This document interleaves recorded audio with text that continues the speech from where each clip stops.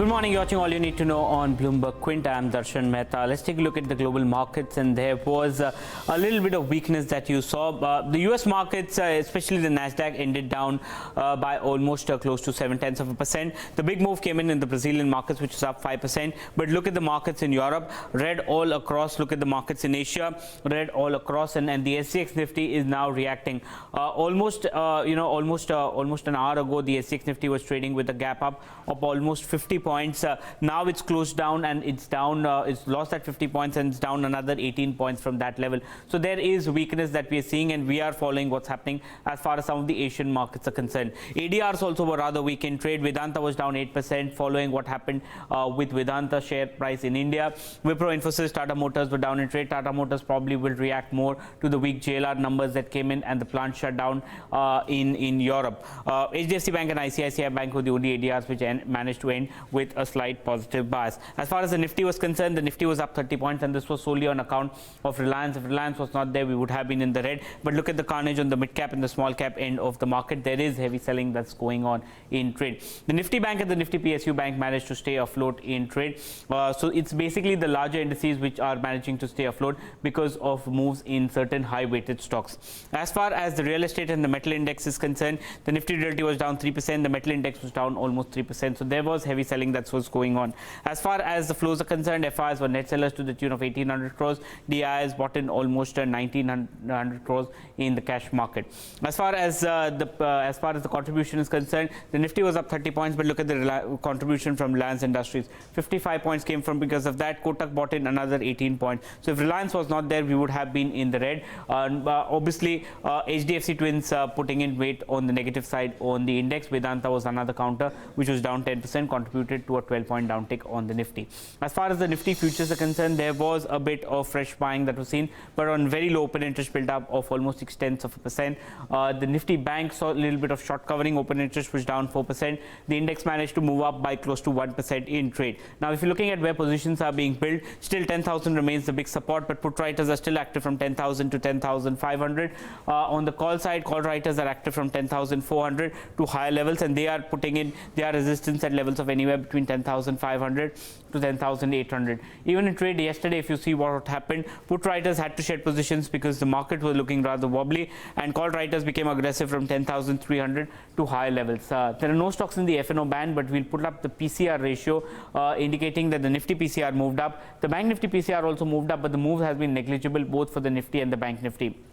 I want to highlight four stocks. Chennai Petro saw fresh shorts, was down 10%. Look at the open interest build up 20%. So serious selling coming in on Chennai Petro. The second stock is Voltas. Again, 15% open interest build up on the short side. So there is selling that's coming here. The third counter is Tata Elxsi. Reacting to the numbers, open interest build up was 10%. The counter moved down by 12% post the numbers that came in. Majority of the selling came in post the numbers, and short covering was seen in Kotak Mahindra Bank. That was one of the stocks that helped the Nifty move up. Whether it will be followed up with fresh buying is anyone's guess, but overall Kotak moved up by almost 5%. So these are all the domestic cues that we are watching out for. Let's go across to Paul Allen for all the top international headlines. Oil fell to a one-week low in New York on signs the disruption caused by sanctions on Iran may not be as bad as feared. Futures declined almost 2% on Monday after approaching a four-year high last week. However, Iran takes a different view. Oil Minister Bijan Namdar Zaganeh is warning that global markets face a severe shortage in the coming months, and that rising prices show supply is already tight. Festival season has brought some welcome relief for the world's second largest gold market. Imports into India are said to have more than doubled for a second straight month in September. Sources close to the data say inbound shipments were almost 94 metric tons, up from 43.5 tons in the same month last year.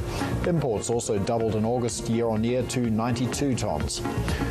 North Korea is being accused of trying to steal at least $1 billion by hacking banks around the world over the last 4 years.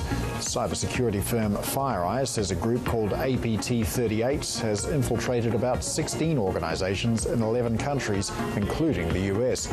It's already stolen more than $100 million, and FireEye says the hackers managed to evade heavily defended servers at their targets.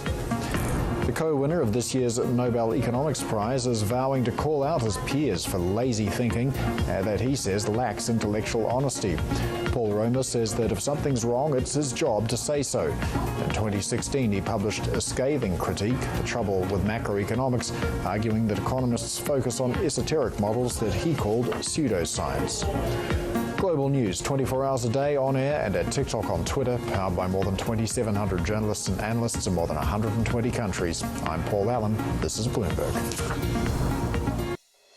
We think the market's actually discounting pretty significantly a hike in the fourth quarter, so that's probably not too much of a surprise. What is going to be more challenging is our more hawkish view of Fed policy in 2019. Our U.S. economists continue to look for 4 hikes next year. The market's discounting 1 or 2, and so there's a gap between what we think will take place versus what the market's discounting, and I think that'll be more of a challenge as we go into 2019. Additionally, as you've said, we are likely to see evidence, really for the first time since the global financial crisis ended, that the combined balance sheet of the G3 central banks, the Fed, the ECB, and the Bank of Japan, those balance sheets are likely to turn slightly negative into Q2 and Q3 next year. And so, as you said, the tide is gradually turning from QE to QT, or quantitative tightening. And I think that'll be another headwind for markets as we go into 2019. So our composite view is that equity returns from here are likely to be much more subdued going forward into 2019 and probably beyond, but that in the fourth quarter we could see somewhat of a tactical bounce for the reasons I was mentioning. If you look at Asia, Tim, can you pick out for us some of the emerging markets in this part of the world that might be more buffered when it comes to trade? And, you know, putting aside, obviously, the dollar is always a key component of how emerging markets go, ones that don't have the idiosyncratic problems that would cause, you know, massive fundamental issues? Well, Heidi, it's a great question. Let me just answer that in a couple of parts. First of all, just to put our views on the table, we also think that both the performance spread and the valuation spread between the U.S. and emerging markets is quite stretched. Just parenthetically, if you look at sort of a rolling chart of 6-month relative performance between the U.S. and EM or between Asia, that rubber band is really stretched quite wide right now. So we think some sort of a bounce back in relative performance is due. So that'd be the first point I'd make. Second, obviously, the reason why things have gotten this stretch is because of many of the challenges that we've been speaking about in this and the previous segment. In particular, I think the heightened concern over the trade conflict between the U.S. and China. And that leads to the third point, which is that unfortunately the parts of Asia which look the most interesting from a valuation standpoint are the ones that are in the crosshairs of these various concerns, aka China. I mean, China, particularly after the sell down that we've seen in the past 5 days, is trading in round numbers, both the offshore stocks as well as the onshore stocks. We're trading at about 10 times forward earnings. Our measures of risk appetite are sold down quite significantly. And if we're right about earnings roughly holding in, as I mentioned the numbers before, sort of at the low teens, then that suggests that we have a pretty interesting risk-reward environment for China. Now, obviously, it's hard to convince people to go back into that market right now, given all the uncertainty over trade. So that's one of the reasons why we changed our view on Singapore to overweight. We think that Singapore is relatively less exposed to the concerns over trade. The market has performed weakly, and on a valuation standpoint, it's one of the cheaper ones in Asia. And additionally, if you look at the key industries, there are a number of industries like banks, property, and offshore industrials that are beneficiaries of the rising interest rate environment and also the increase in oil prices. So we think on a relative basis that the prospects for Singapore here look more encouraging. And as I said, it's less exposed to concerns about the dollar and about trade. So that would be sort of where our views are. If I could just add one thing, we did lower our view on India about 3 weeks back from a long-standing overweight, where we've been overweight for about 5 years, down to market weight. Now, to your question, India is one of the least affected directly by trade, but the market had outperformed very significantly and was trading at very elevated valuations, and for a few other reasons that are specific to India in terms of some slowing in the short-term macro data as well as the political cycle there, we felt that the risk reward was no longer that attractive, and we took our view down. Last April, at the time of our last World Economic Outlook, the world economy's broad-based momentum led us to project a 3.9% growth rate for both this year and next. Considering developments since then, however, that number now appears over-optimistic. Rather than rising, growth has plateaued at 3.7%. And there are clouds on the horizon.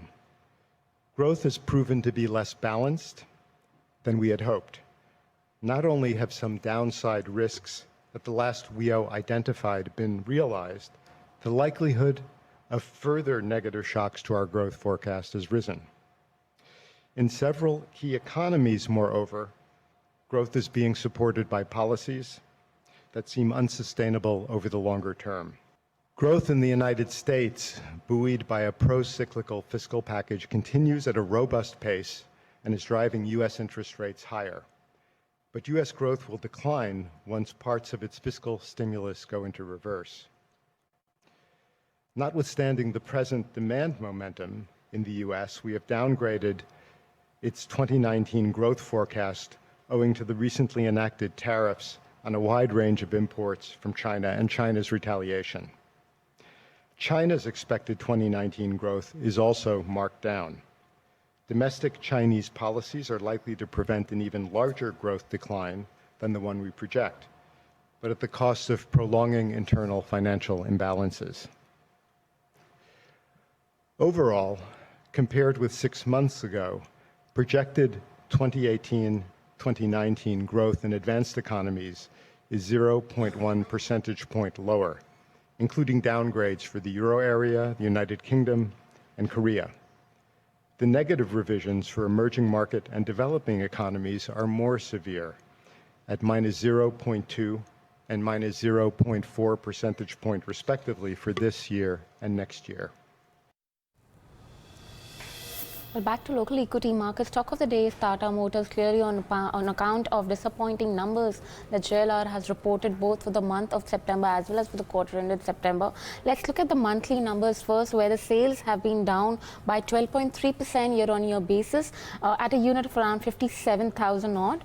JLR sales, however, for the month have been up by, the Jaguar sales have been up just by 4.4% to 19,146 units, and Land Rover sales have been down by as much as 18.8% to 37,968 units for the month under review. Also, if you look at the quarterly numbers, that's not a pretty picture there itself. It's a 13.2% overall dip, and if you look at the Jaguar sales on quarterly basis, the number is down by a minuscule less than 1%, but then never be seeing that kind of negative sentiment coming in from Jaguar sales number 2, and Land Rover sales have been down by as much as 18.1%.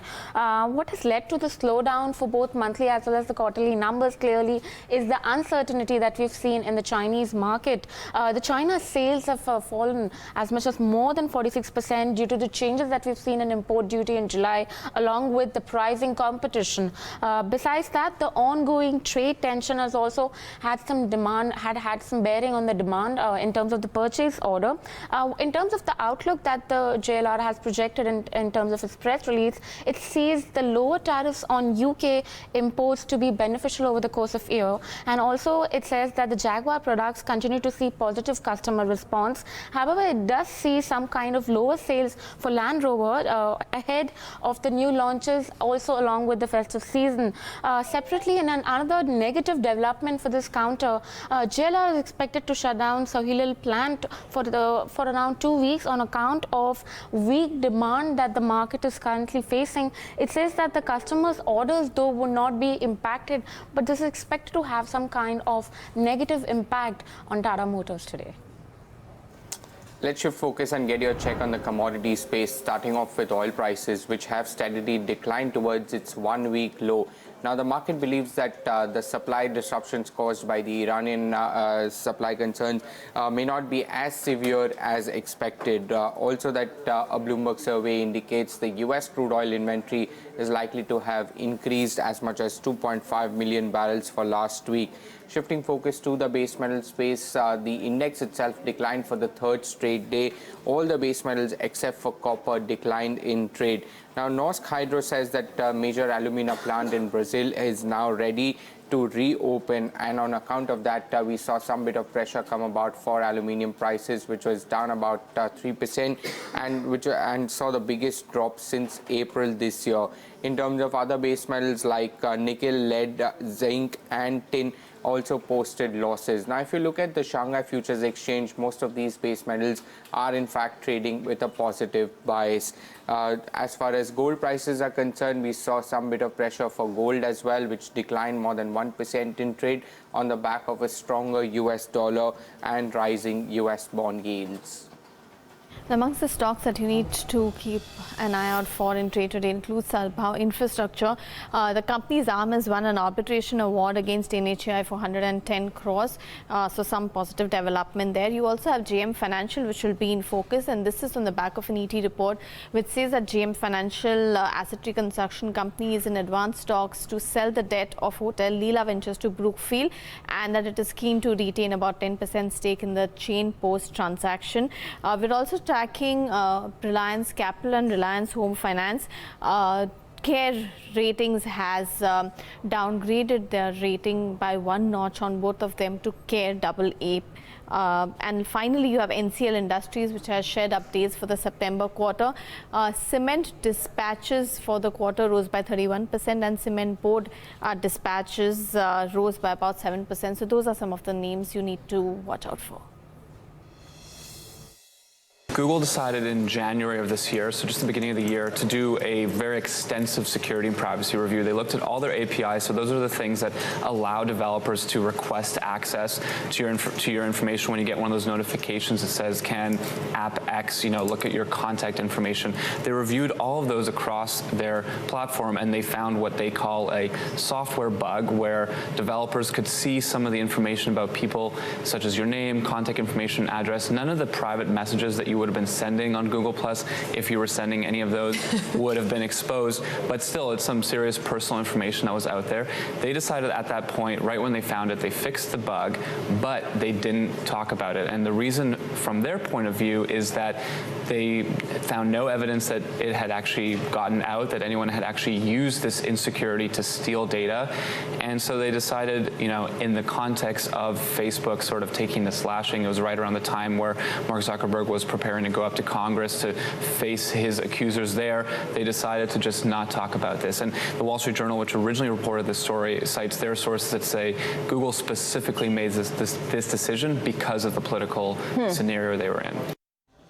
On the big brokerage calls for the day, first we have is JP Morgan on Tech Mahindra. Now the brokerage has raised the rating on the stock to overweight from neutral and has also hiked the target price to 925 from 835. Now according to the brokerage, Tech Mahindra is nicely putting in place the building blocks to win the 5G contracts going forward. Now the brokerage is expecting the 5G spendings to pick up in 2019, with Tech Mahindra getting its share of this network upgradation by 2020. Now a reasonably good 5G deployment, even with a couple of large carriers, should suffice for growth opportunity for Tech Mahindra going forward, says the brokerage. Lastly, Tech Mahindra would re-rate as its strength is visible in tapping into this 5G revenue stream in the next 6 to 12 months, says the brokerage. Second we have is JP Morgan and Larsen & Toubro. Now the brokerage has maintained its overweight rating on the stock, but has cut down the target price marginally to 1,570 from 1,600 rupees. Now according to the brokerage, the company is on track to meet its FY19 order inflow and revenue growth guidance. It is also expecting the company's consolidated return on equity to improve by around 300 basis points to 17% by financial year 2020. Now for the second quarter, the brokerage is expecting a 50% growth in the order inflow, while it is expecting the service business to drive the profit and loss growth for the company in the second quarter of financial year 2019.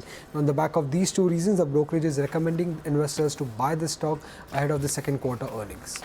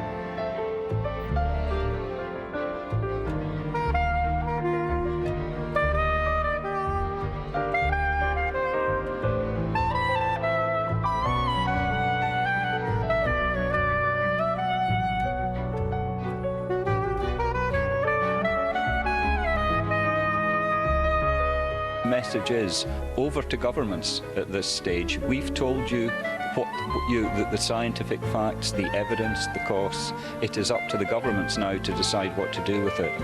First, climate change is already affecting people, ecosystems, and livelihoods all around the world.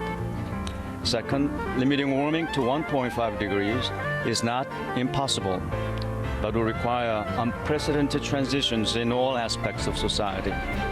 Third, there are clear benefits to keep warming to 1.5 degrees Celsius compared to 2 degrees or higher. Every bit of warming matters. Early action to reduce greenhouse gas emissions is possible. There are options available. There are signs that mitigation is going on. But if this is to be achieved, there's an urgent need to accelerate.